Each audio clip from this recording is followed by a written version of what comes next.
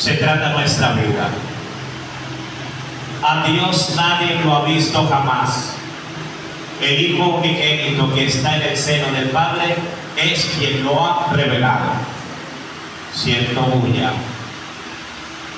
Miren, Dios nuestro Padre, y siéntalo como papá, porque a veces vemos a Dios muy encumbrado, y es como aquel hijo que tiene papá y a la vez no lo tiene, porque no tiene relación con él. Y Dios es nuestro Padre, y Dios habita en una luz inaccesible. ¿Qué significa una luz inaccesible? Que nadie puede en la silla. Después lo hace después de la reflexión, porque es que me pierdo cuando veo que la gente mira para otro lado. Dios habita en esa luz inaccesible, y para llegar a esa luz inaccesible, inaccesible significa de que no hay forma de llegar a Él. ¿Dónde está Papá Dios? ¿Y cómo sabemos la hermosura de ese Dios que es inalcanzable, que es inaccesible? Tenemos acceso a Él por medio de Jesucristo, el Señor. A Él sí lo hemos visto nosotros, a Jesús, que también es Dios. Entonces, mi vida corresponde a ese Dios inaccesible, a ese Dios que vive en una luz inaccesible, y yo necesito de Él. Por eso es fundamental mi relación con Jesús el Señor. Jesús es el único camino que existe, porque no hay otro, porque nadie ha llegado a ese Dios supremo, y Jesucristo es el único camino y es la verdad para poder llegar a ese Dios inaccesible. Entonces necesitamos tener comunión con Cristo, con Jesús. Y quizás en nuestras vidas sea el que más descuidado tenemos. La permanencia en la iglesia no significa unidad a Cristo, porque se puede permanecer dentro del ambiente de la iglesia por permanecer. La unidad con Cristo corresponde a un cambio de vida, a una transformación. Para eso me sirve la religión. La religión no es para congregar y solamente para alabar. Las religiones o la religión existe para transformar al hombre, no para esclavizarlo. Y a veces cuando se concibe mal la religión, esta me esclaviza, porque me aparta de Dios. Cuando no se sabe vivir la religión, me aparta de Dios, porque comienzan los vicios a pulular, la hipocresía, la falta de entrega, la falta de amor a Dios. Eso hace vivir en la iglesia una irrealidad de Dios dentro de nosotros. No pase así en nosotros. Necesitamos en este 2025 arrancar con el año santo que decretó el Santo Padre para dar verdaderamente un cambio en mi vida. Necesito de esa luz inaccesible. Necesito llegar a Dios mi Padre como causa, origen y principio, que es lo mismo, de todos mis bienes. Todos mis bienes. Necesito un reencuentro con aquel que es inaccesible. ¿Y cómo lo conozco? Jesús lo dijo en el Evangelio: Felipe, quien me ha visto a mí, ha visto al Padre. Donde estoy yo, está también mi Padre. Y si tú correspondes como hijo, mi Padre y yo iremos a ti para hacer morada. Pero si yo no tengo relación con Cristo, que fue el terrenal, el que estuvo entre nosotros, si yo no tengo relación con Él, menos la voy a tener con aquel que es inaccesible. Por eso es que la gente no tiene fe, porque no tiene relación con Cristo. Mi relación con Cristo hace que mi fe crezca. ¿Y dónde comienza mi relación con Cristo? En las Sagradas Escrituras. Si no leemos las Escrituras, tendremos un gran desconocimiento de Cristo. Para conocer a Jesús hay que conocer las Sagradas Escrituras, saber quién es Él, saber tras quién vamos realmente. Es el Señor el que va transformando mi vida. Y en este camino de conocimiento de Dios, cuando el alma está siendo empujada, cuando el alma está siendo llevada por ese influjo espiritual, es allí donde la persona alcanza la verdadera sanación y liberación de todos sus males. Es que si yo vivo lejos de Jesús, soy víctima de la oscuridad y de los espíritus malsanos. Espíritus malsanos no son ánimas benditas que están divagando. No, el espíritu malsano ¿de qué? De la flojera, cuando la gente no quiere hacer nada. Espíritu malsano de la soberbia, cuando me siento superior a los demás. Somos víctimas de esos espíritus malos.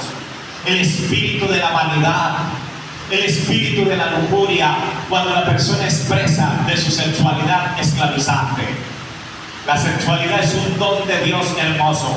Pero cuando el hombre cae en el desequilibrio y en el deseo malsano de una sexualidad mal conducida, se hacen terribles daños en su vida. Y por tanto, eso es sorprendido por el espíritu de la lujuria, que es un espíritu que hoy también vamos a exorcizar.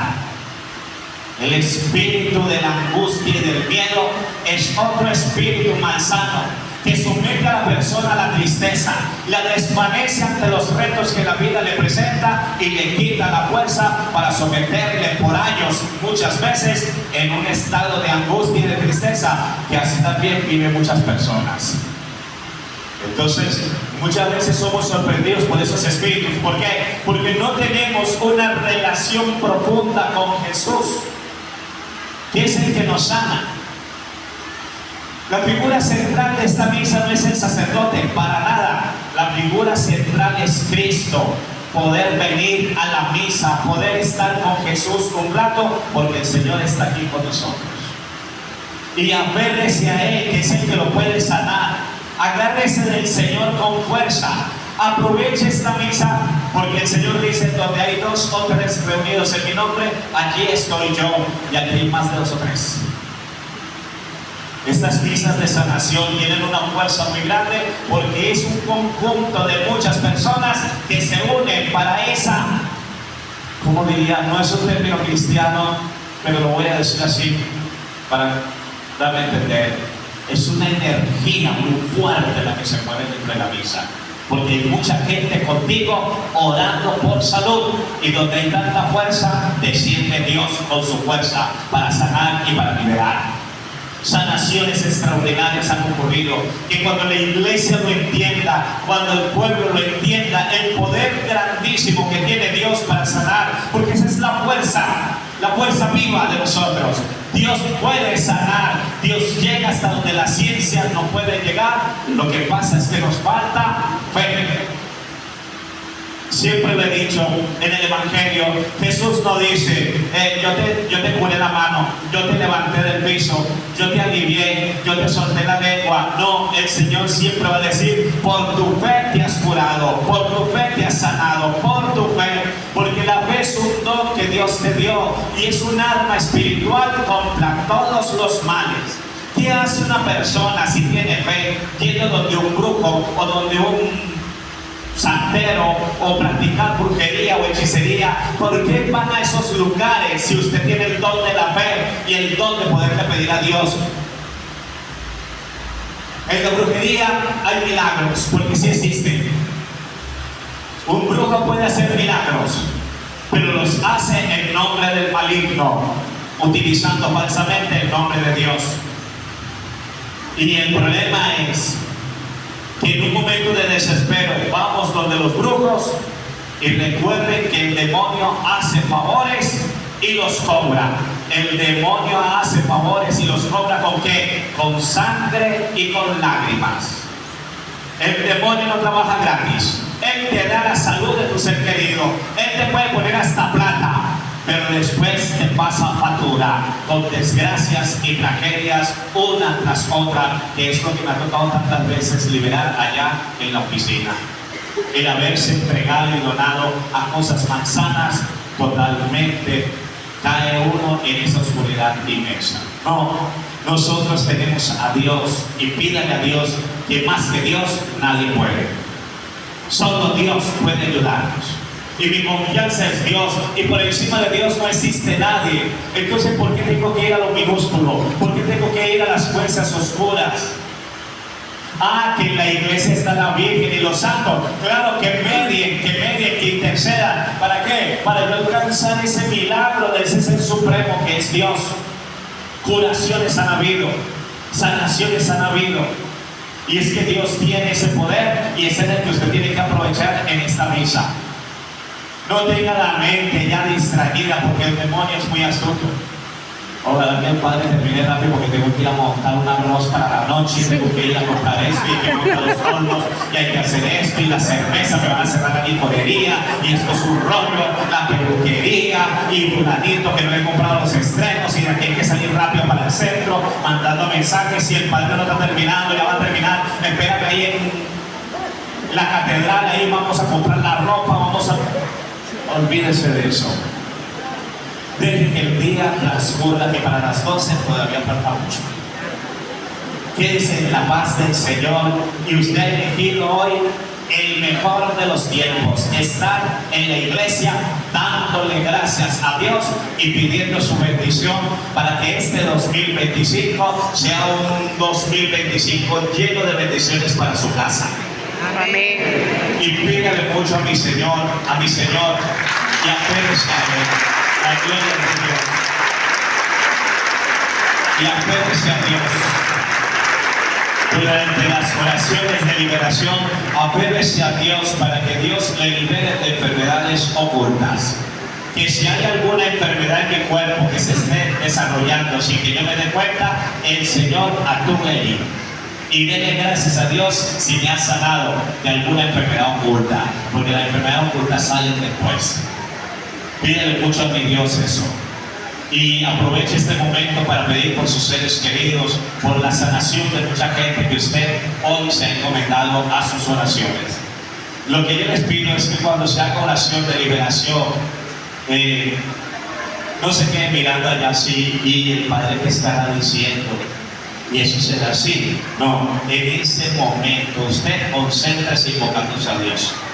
No se me quede mirando, ¿sí?, o pensando que será eso y qué idioma es ese y que estará diciendo el Padre. Esas son cosas del Espíritu, ¿sí? No se quede centrado porque se va a distraer. Y cuando el Padre esté haciendo su oración de liberación, usted también, no le ponga cuidado a eso, porque de eso se encarga mi Dios. Usted en ese momento, ore también. Únase a mi oración, aunque usted no lo entienda. Entonces, mi mensaje hoy, mis queridos hijos, es que busquemos a Jesús, que ese es el verdadero sanador y ese es el verdadero liberador. Si mayores milagros no han ocurrido en usted, es porque te falta conocer a Jesús, y habla de la puerta de su corazón a Jesús, que es lo que se ha celebrado también en nuestra diócesis, en nuestra diócesis y en todo el acontecer mundial, la apertura de la puerta santa. Habla de su corazón a Jesús. Padre, ¿cómo hago? Utilice los medios que la iglesia le propone. La confesión delante del sacerdote. No es el sacerdote que te perdona, es un instrumento. Quien te perdona bajo una fórmula que dice el sacerdote es mi Dios. Mi Dios es el único que tiene poder de sanar y de liberar, pero tienes que hacerlo como lo manda Jesús delante de sus ministros. Segundo, lea las Sagradas Escrituras diarias, aunque sea un fragmento o una película. Lea las Sagradas Escrituras, nútrase de las Sagradas Escrituras, no le tenga flojera ni miedo a las Sagradas Escrituras. Tercero, lleve una vida intensa de oración.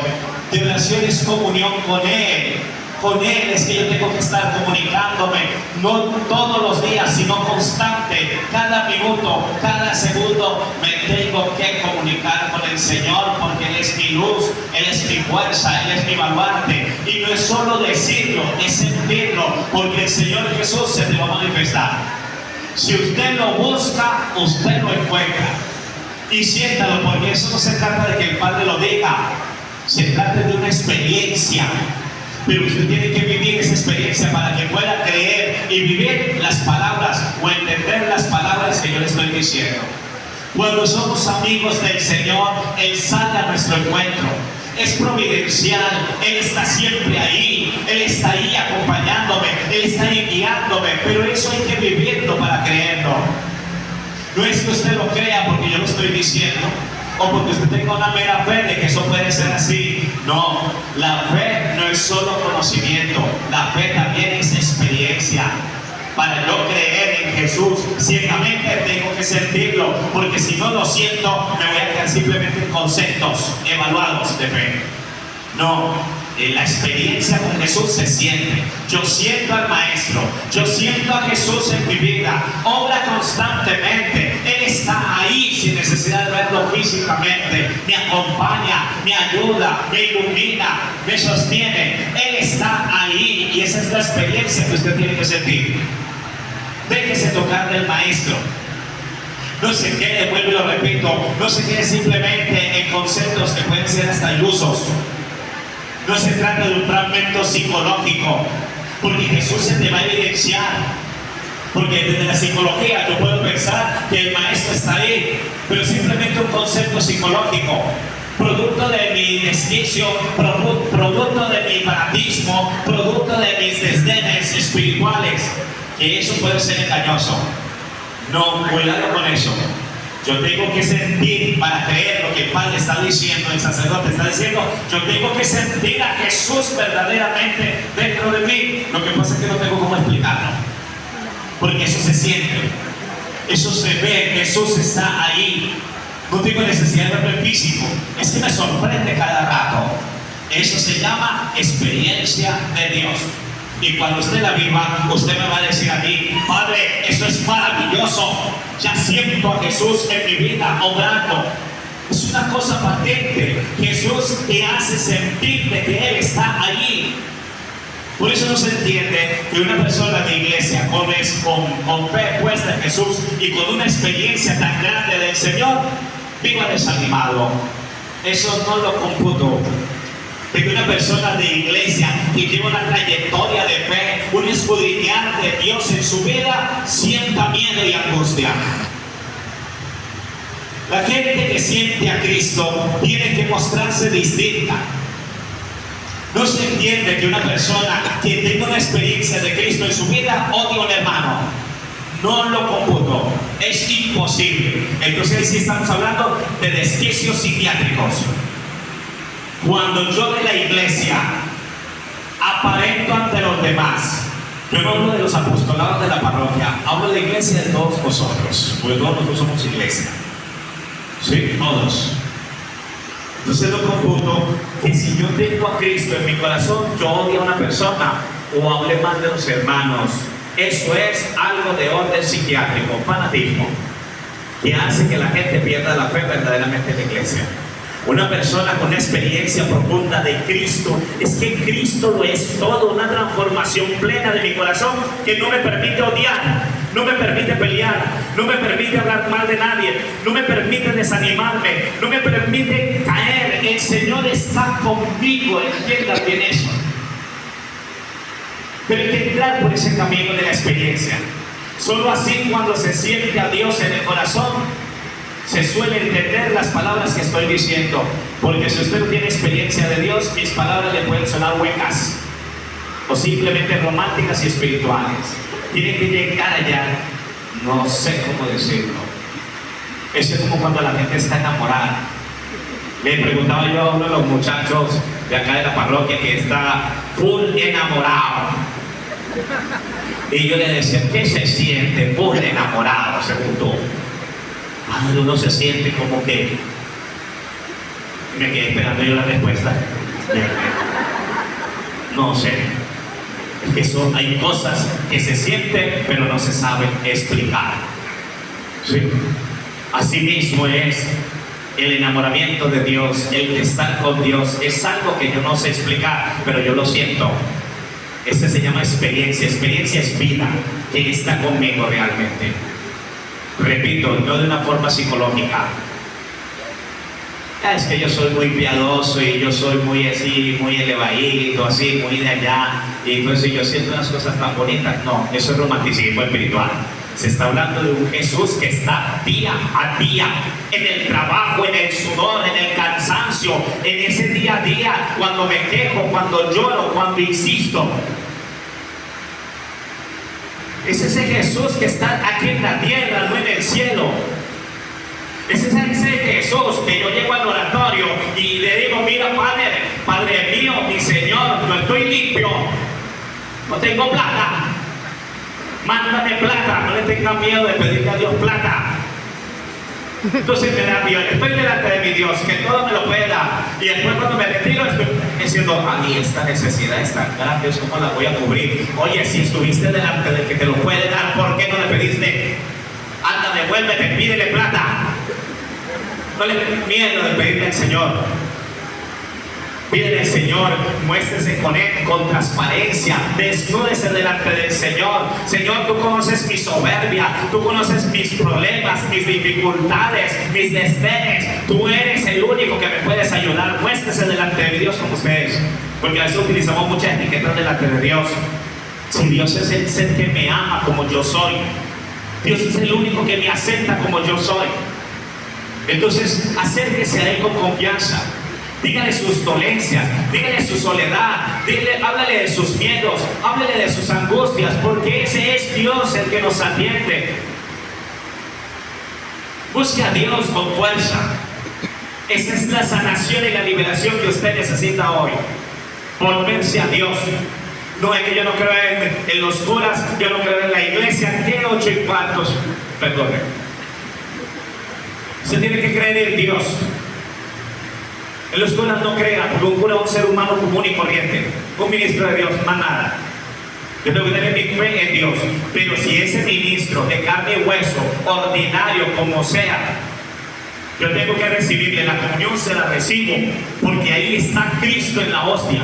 Si yo delante de ese gordito, feíto, bueno, feíto no soy, pero ese gordito que está allá, despertadito, yo me tengo que arrodillar para buscar el perdón de Dios por su medio, lo hago. Dios se vale, no de ángeles. Yo no quiero que Dios me mande ángeles, yo quiero que Dios me acerque a humanos, gente que sea como yo, que siente y que padezca y que entienda. Cuando usted le diga a un sacerdote: me tomé toda la plata de la familia en licor. Que alguien que me entienda: Padre, caí en esta parte, hundí en esto, me desquicié en esto, me enloquecí en esto otro. Yo necesito una persona de carne y hueso que me entienda eso, porque un ángel no lo va a comprender y termina condenándote. Esa es la búsqueda de Dios, un Dios humanado, un Dios que está conmigo, no un Dios que está por allá encaramado entre ángeles y santos. Es un Dios humano que está con nosotros. Ese es el Dios que usted tiene que buscar, y está allí crucificado, y estuvo entre nosotros y sigue entre nosotros. Busque a Dios con fuerza, y comience ese 2025 con esa fuerza y ese camino de una búsqueda sincera de Dios, porque usted hasta hoy posiblemente haya tenido una imagen de Dios falsa, porque a veces tenemos imágenes de Dios muy falsas, conceptos de iglesia muy falsos. Nos quedamos con la iglesia de escándalos, nos quedamos con la iglesia de caídas y de oscuridades, nos encontramos con esa iglesia humana. No, tienes que mirar lo divino de la iglesia. El problema de la iglesia es que está constituida por hombres de carne y hueso, que también caen y se doblan, pero nuestra fe no puede estar sostenida. Mi amor a Jesús, mi deseo de confesarme, mi deseo de recibir la Eucaristía no puede estar sostenida en el testimonio de un hombre de carne y hueso, sino en mi fe totalmente en Cristo. Yo creo en Cristo, y de Cristo nadie me va a apartar. Y si yo tengo que arrodillarme delante de un hombre de carne y hueso, me arrodillo. Si yo tengo que recibir la bendición de un hombre de carne y hueso, pues eso es lo que hay. Eso es lo que hay. ¿A quién escogió Cristo? A pescadores, a gente chabacana, tosca. Esos son los apóstoles, esos fueron los apóstoles, que después el Señor los dignificó por otra cosa. Tracaleros, ladrones, eso fue lo que escogió el Señor. ¿Quién era Mateo? Un cobrador de impuestos, un tracalero. ¿A quién visitó Jesús? A Nicodemo. ¿A quién visitó Jesús? A Zaqueo, otro ladrón. ¿A quién eligió Jesús como el más fiel? el más honesto en cuanto a dinero, a Judas, que Dios lo vendió. Pedro, que le dijo al Señor que 3 veces lo amaba, fue el que lo negó delante de la gente. Esa es la gente que elige el Señor, gente de carne y hueso, a la que no puede estar sujeta a nuestra fe. Nuestra fe tiene que estar centrada en Cristo. Y así la iglesia falle, así la iglesia meta la pata, así los curas y las monjas se caigan, nuestra fe tiene que estar firme en Cristo. Y de la iglesia nadie me aparta, y de la iglesia nadie me saca. Mi fe en Cristo. Solo nuestra fe en Cristo. Tenemos que renovar nuestra fe en Cristo. Yo le decía a un joven, ¿por qué no te vas a sacerdocio? ¿Por qué eres sacerdote? Tú tienes cualidades para ser sacerdote. Y él me decía, no. Yo, pero ¿por qué? Si a ti te gustan las cosas de la iglesia, serías un buen sacerdote. Y me dice, no, los curas están muy rayados. Y yo, pues, ¿por qué están rayados? ¿Por qué están rayados? ¿Qué es y qué lo otro? Bueno, entonces le invito a que usted sea el primer cura bueno dentro de la iglesia. Y se acaba el rollo. Si todos son malos, sea usted el primero bueno en la iglesia para que se marca. Porque a veces nos quedamos criticando y condenando a la iglesia, pero no hacemos nada por ella. Sea usted entonces el primero. Y así fue como le pasó a Sor Faustina con Jesús, el de la Divina Misericordia. Sor Faustina entró al convento, y con esto ya termino. Sor Faustina entró al convento y comenzó a ver que había una mujer que le tenía envidia, porque ella era muy buena, Sor Faustina. Se encontró con una madre superiora que le tenía como rabia. Se encontró con una monjita que tenía ganas ya de irse al convento a buscar novio, porque todo eso es hueso. Y comenzó a ver que en el convento la mayoría de las monjas eran pecadoras. Y ella llorando fue allá al sagrario y le dijo al Señor, sácame de este convento, mi Señor, sácame de este convento, porque aquí lo que hay es puro pecado. Y el Señor le contestó, sé tú la primera santa, sé tú la primera santa. Eso es lo que tenemos que hacer en la iglesia. Si en la iglesia hay gente que no es buena, sé tú esa parte buena que embellezca a la iglesia, pero no te apartes de ella. No le eches tierra por lo que es tierra. Acércate a ella. Entonces, pidámosle mucho al Señor que en lo que nos queda de misa, y al final 5 minuticos que vamos a poner Santísimo, sean los 5 minutos más maravillosos de nuestra vida, donde le vamos a dar gloria a Dios, porque yo estoy requete convencido de que Dios va a derramar muchas sanaciones hoy, muchas personas van a sanarse, muchas van a ser prevenidas de enfermedades mortales, y gloria a su nombre, porque es el Señor que lo transmite en este momento. Dios nos va a sanar, Dios va a liberar, Dios va a arrancar células malignas, el Señor va a sacar de un mal camino a muchas personas, el Señor va a arrancar del corazón mucho egoísmo y mucho odio, y hoy será un día, último día del año, en el que el Señor va a hacer mucha sanación y liberación. Amén. Que Dios los bendiga a todos. De pie, por favor.